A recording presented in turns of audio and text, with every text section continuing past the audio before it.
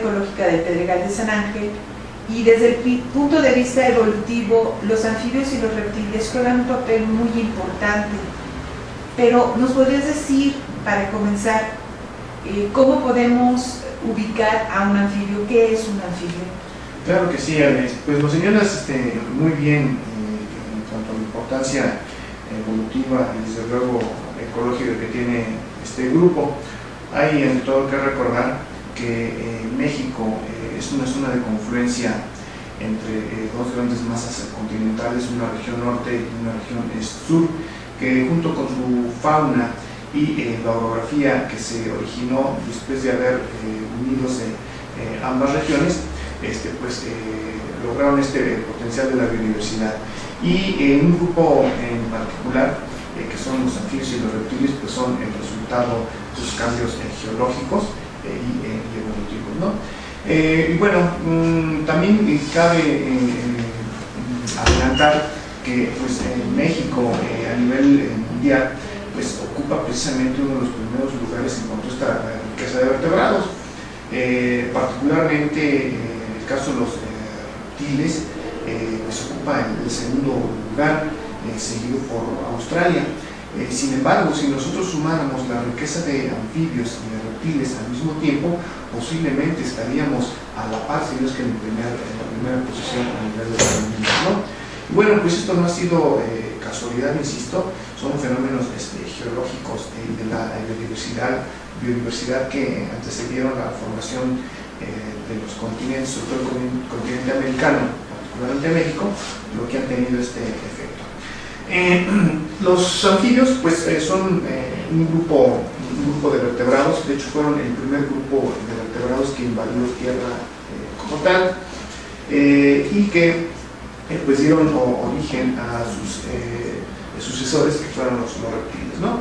Generalmente nosotros tenemos la idea de lo que es un anfibio, estamos imaginando un animal semiacuático, semiterrestre, que pues ha poblado diferentes partes del planeta. Los anfibios están agrupados en tres grupos de manera general y que comúnmente los conocemos como las ranas y los sapos, las salamandras o tritones, y un grupo peculiar que llamamos Gimnofiona o cecilias. Estos tres grupos de anfibios en la actualidad pues, son los que conforman este grupo de vertebrados. Todos ellos tienen una serie de características que los convierten en organismos únicos y exclusivos. Quizá el más importante de todos ellos es la constitución de su piel.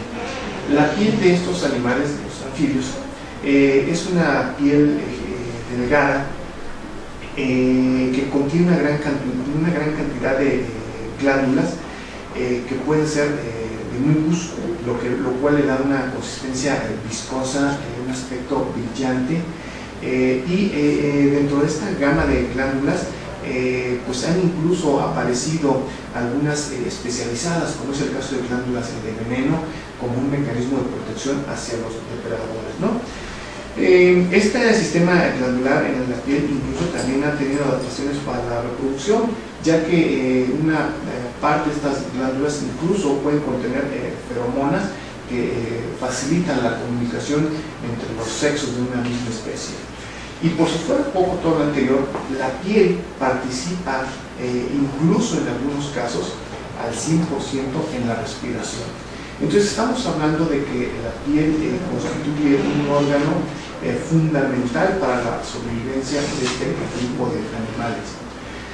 Paradójicamente es ahora en estos tiempos de crisis ambiental el talón de Aquiles de los anfibios, porque al tener una participación importante en los procesos biológicos de las especies, pues también es la vía por la cual ellos adquieren algunos elementos o impactan algunos factores que están ocasionando la extinción de este importante grupo en todo el planeta. Hoy, por ejemplo, sabemos que más del 30% de la diversidad de este grupo está desapareciendo en forma crítica. No es un solo factor el que contribuye a la extinción de este grupo, como pudieran ser las enfermedades, sino también la reducción del hábitat, la contaminación de los cuerpos de agua, el tráfico de las especies, la introducción de otras especies que compiten o depredan a los anfibios, el impacto directo del hombre ha rebasado las expectativas que la especie tenía para sobrevivir luego de muchos millones de años de evolución. Entonces, de ahí la importancia de que hoy pongamos la lupa en los mapas de todo el globo terráqueo para poder entender qué es lo que está pasando y cómo podemos intervenir para frenar este aspecto de la destrucción biológica, en particular de los anfibios, ¿no? Y bueno, otras características de los anfibios que podemos citar, pues son aspectos muy peculiares. Por ejemplo, son los únicos vertebrados que poseen una bomba bucofaringea. La bomba bucofaringea no es otra cosa que lo que conocemos nosotros como papada, el movimiento de la papada, que ayuda a empujar aire a las especies que tienen pulmones. ¿Por qué digo a las especies que tienen pulmones? Porque sorprendentemente hay anfibios, hay algunas salamandras que carecen total y completamente de estos órganos. ¿Quién es o cuál es el órgano que suple la función pulmonar? Repito nuevamente, pues es la piel, ¿no? Eso quiere decir que si nosotros contaminamos la atmósfera, si nosotros contaminamos el agua, pues es la piel el primer órgano que recibe este impacto, ¿no? Bueno, otras características que hacen únicos a los anfibios es que poseen un epitelio en el oído interno, en una región muy particular que les permite percibir ondas de baja frecuencia. Esta percepción de ondas de baja frecuencia pues les sirve para la comunicación entre las especies, ¿no? Este epitelio que se conoce técnicamente como el papila amphibiorum o el papila de los anfibios, pues ha sido motivo de estudio para entender las relaciones ecológicas, sobre todo en aspectos de la comunicación de los mismos.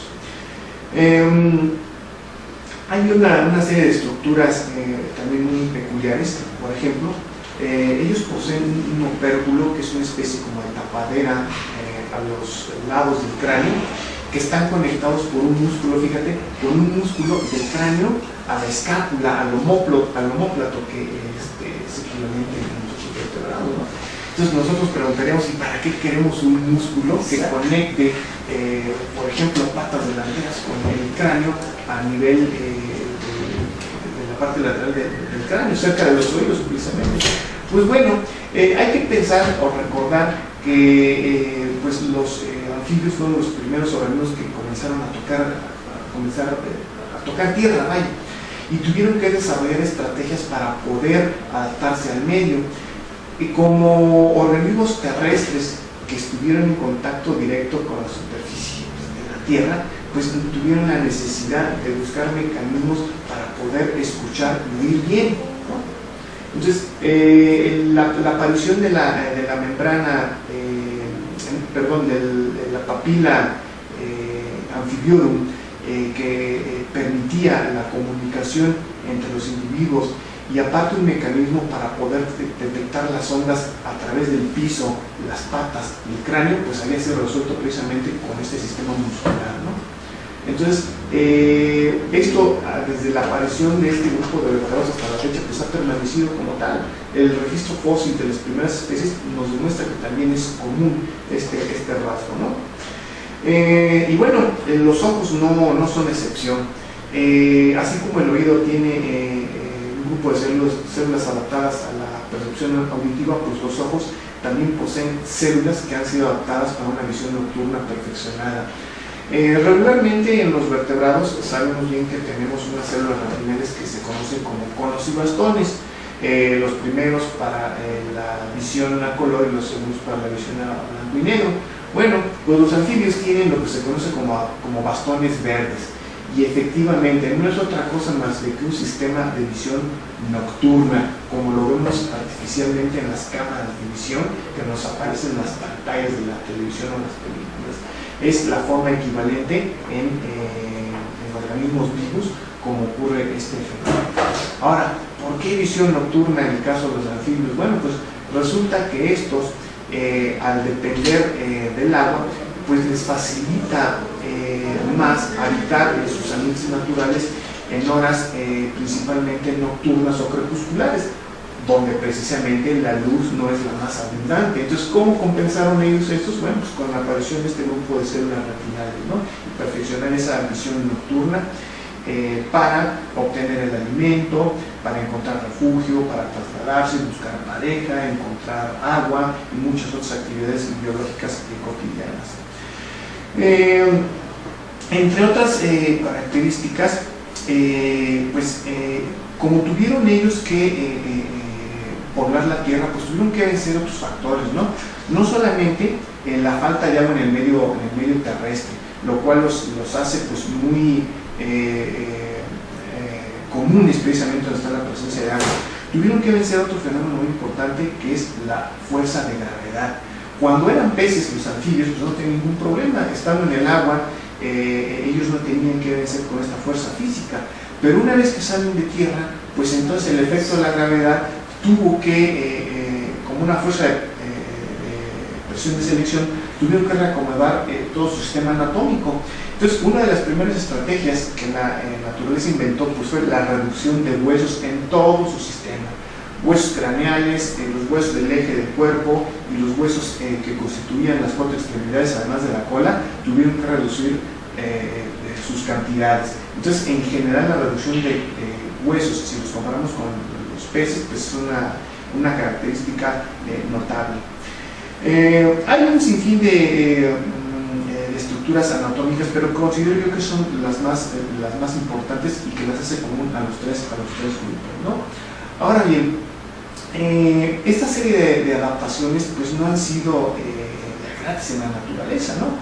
Si bien es señalado que son organismos que dependen completamente del agua, por lo menos en la etapa reproductiva, no deja de asombrarnos los sistemas vivos cuando nos enfrentamos a ecosistemas peculiares.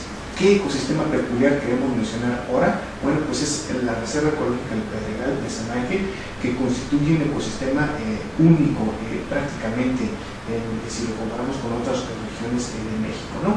El Pedregal de San Ángel es un ecosistema único porque es una mezcla de la actividad volcánica con lo que anteriormente ya existía aquí, ¿no? Está caracterizado por un matorral de tipo más bien xerófilo, es decir, por plantas que están más relacionadas con el ambiente desértico, ¿no? Entonces nosotros podríamos pensar pues, que la presencia de los anfibios sería nula o casi inexistente. Pues no, México nos da sorpresas de ese tipo, ¿no? Aún en este tipo de ambientes rocosos, a la mitad del país, en altitudes superiores a los 2000 metros sobre el nivel del mar, pues están presentes los anfibios.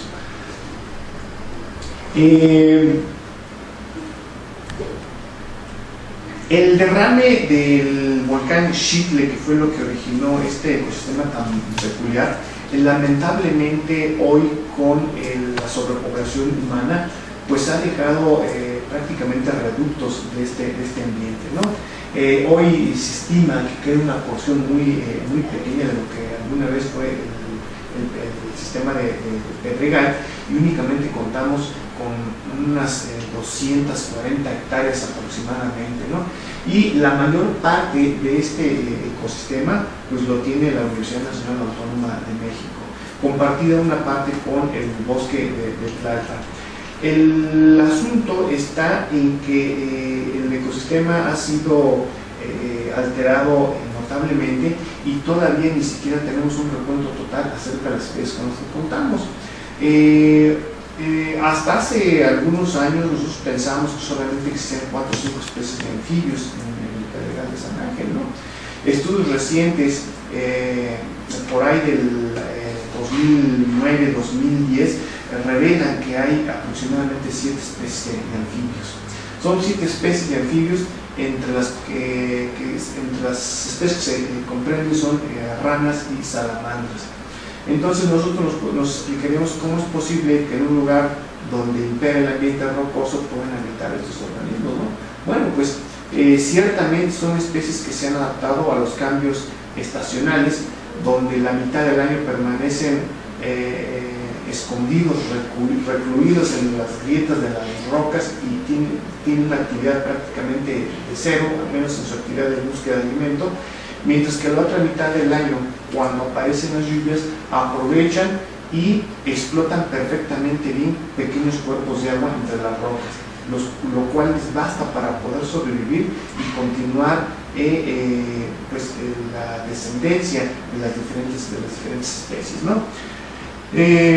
Lamentablemente, bueno, los factores que más impactan en la desaparición del ecosistema, pues es la modificación directa del hábitat, ¿no? Estamos ávidos de construir edificios, de construir habitaciones, de construir vías de comunicación, pero no estamos considerando que estamos perdiendo una riqueza biológica muy importante. A veces nosotros los humanos no entendemos el impacto que tiene la biodiversidad sobre nosotros hasta que no conocemos la función y sobre todo en cuanto a su valor ecosistémico que tiene para nosotros, ¿no? La polinización, el control de plagas, el transporte de semillas, por ejemplo, o simplemente que las especies, en este caso los anfibios, sirvan como recurso para otras y podamos así entender no solamente una cadena alimenticia, sino una red alimenticia entre todas las especies que habitan el hábitat, ¿no? A final de cuentas, entre todos ellos, el valor de los servicios ambientales pues, nos afecta directamente a la especie humana, ¿no? Simplemente el control de plagas, el control de insectos. ¿Quiénes serían los mejores adaptados para esta función? Pues, los anfibios, ¿no? Todos los anfibios que habitan el Pedregal de San Ángel son animales depredadores. Entonces, si queremos algún insecticida ideal para controlar algún artrópodo, pues son ellos, ¿no? Y no tendríamos por qué sustituirlos por químicos que pueden permanecer mucho tiempo en el subsuelo, contaminan los mantos freáticos, que a su vez van a dar a las llaves de agua de la cual consumimos este recurso, ¿no? Es un ejemplo de cómo los podemos alterar. Y bueno, pues son solamente algunas ilustraciones de lo que podemos aquí encontrar en el Pedregal de San Ángel, ¿no? Ranas de coloridos muy bonitos, muy llamativos, como es el caso de la rana arborícola. Ciertamente hay algunas especies que han sido introducidas, como el caso de los sapitos excavadores, que si bien es cierto no tendrían aparentemente nada que hacer aquí, eso significa que el ecosistema está brindando un nicho, un espacio para aquellas especies que puedan ocuparla, ¿no? Hoy ciertamente el Pedregal, pues dado a las dimensiones que tiene, lo consideramos como un laboratorio viviente, una especie de isla en medio de la urbe de la gran ciudad de México. Entonces, la población de nuevas especies nos han presentado un reto para entender cómo los sistemas pueden funcionar y de qué manera se entrelaza la biodiversidad que conocemos. Otras especies importantes, por ejemplo, que podemos ver aquí son las salamandras. Las salamandras, por lo general, son especies que requieren de ambientes muy húmedos y muy fríos. Y uno se preguntaría, bueno, la mitad del año cuando llueve a lo mejor es explicable su presencia, ¿no? Pero cuando no está húmedo el ambiente por el efecto de las lluvias, pues ¿cómo vive o cómo sobrevive? Y te sorprendería especialmente que esta especie, la salamandra, que conocida técnicamente como Pseudodicea cefálica, es una especie que pertenece a una familia que no tiene pulmones. Entonces fíjate el impacto que tiene el ambiente sobre su piel. Su piel es receptor de la mayor parte de la humedad que hay en el ambiente y por otra parte es el órgano por el que respira. Entonces es a veces difícil explicar cómo las especies se resisten a la extinción, en este caso por el efecto humano, ¿no? Y es una de las especies que en la actualidad afortunadamente todavía la tenemos aquí presente. Carlos, aquí en esta parte es muy importante, tú bien mencionabas que el ecosistema es un ecosistema muy árido, pero claro, muy árido en ciertas épocas del año y en otras no. Entonces aquí el clima juega un factor importante, pero además el ambiente también en cuanto a la estructura del sustrato, ¿no? Tú bien mencionabas que es roca volcánica, pero afortunadamente pues tiene grietas o huecos donde a través del comportamiento pues estas especies se han dado a la tarea de poder sobrevivir, ¿no? Así es, se han adaptado precisamente a estos cambios estacionales. Hay mucho que saber, hay mucho que estudiar. O sea, la pregunta a cómo lo hacen simplemente es un motivo de estudio para las diferentes especies, ¿no? O sea, cómo lo hacen para adaptarse a estas condiciones tan contrastantes, porque en la mitad del año vemos una zona semiárida y cuando aparecen las lluvias pareciera que vemos una selva en miniatura, ¿no? Pues cómo confluyen esos dos tipos de vegetación.